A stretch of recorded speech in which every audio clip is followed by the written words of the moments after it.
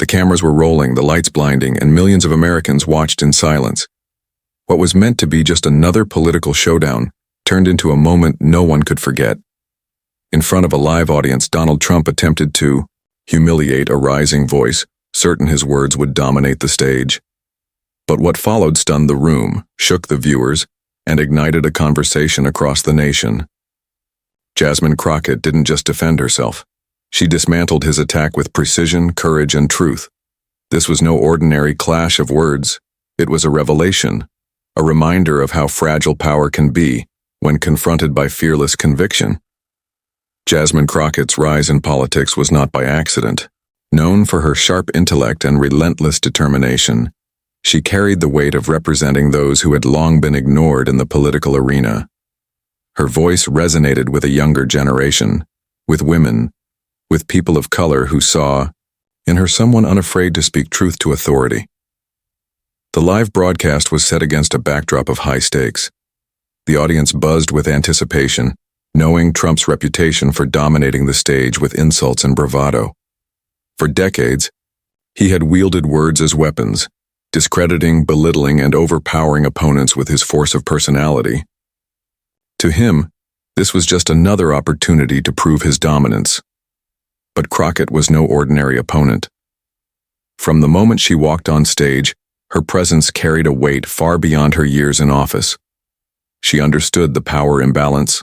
Trump, the former president with a global platform versus herself, a rising congresswoman still carving out her place. Yet she also knew that when truth stands firm, it does not bow to titles or positions.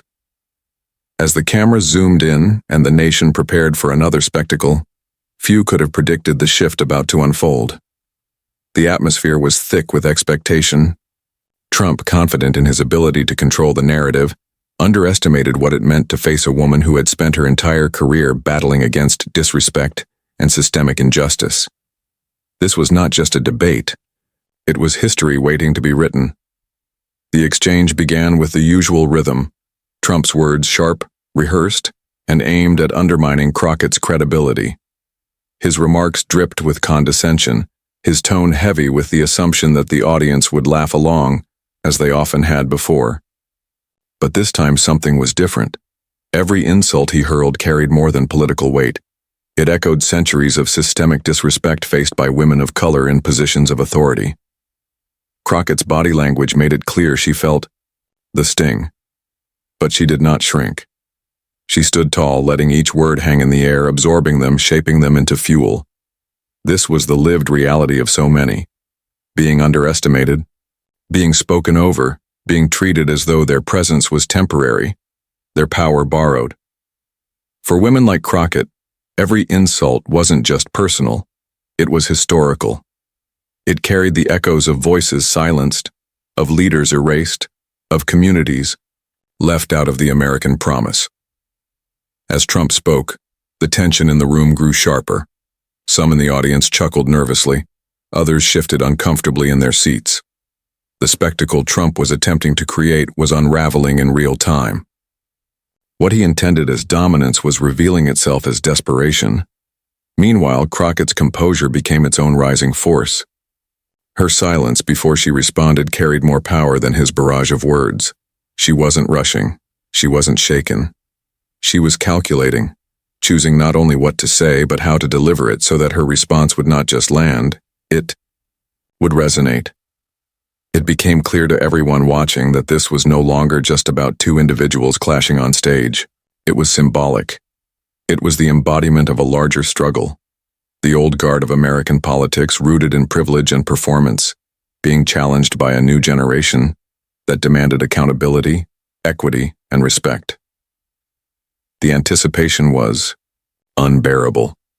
Trump had spoken, the audience had watched, and now the question loomed. How would Crockett respond? The nation held its breath, waiting for the moment of reckoning. And then, it happened.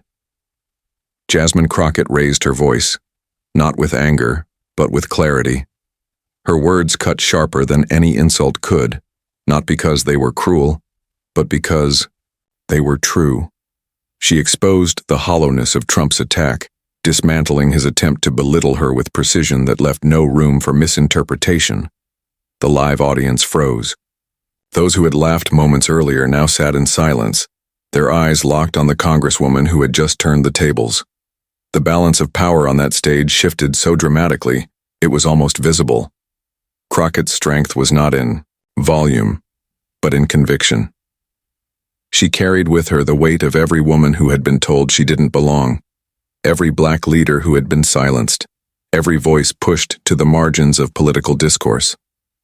And in that instant, her words didn't just defend her, they redefined the space itself. Trump, visibly unsettled, attempted to interject, but the moment had already passed him by. The audience wasn't with him anymore. They were locked in, on Crockett, on the truth that had just shattered his performance. For those watching at home, the impact was even greater. Across social media, across living rooms, across communities, people recognized that this was not just political theater. It was a moment of revelation. When power rooted in insult met power rooted in truth, it crumbled. In the hours and days that followed, the clash became headline news. Clips of Crockett's response spread across every platform, dissected and replayed, celebrated and debated. Analysts called it a defining moment, not only for her career, but for the broader movement toward equity in American politics. Trump, a figure long seen as untouchable on stage, had been visibly shaken. His aura of dominance punctured by a rising leader who refused to be diminished.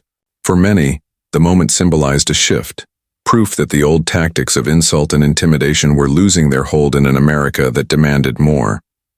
But beyond the media frenzy, the significance ran deeper. Crockett's response wasn't just about one exchange.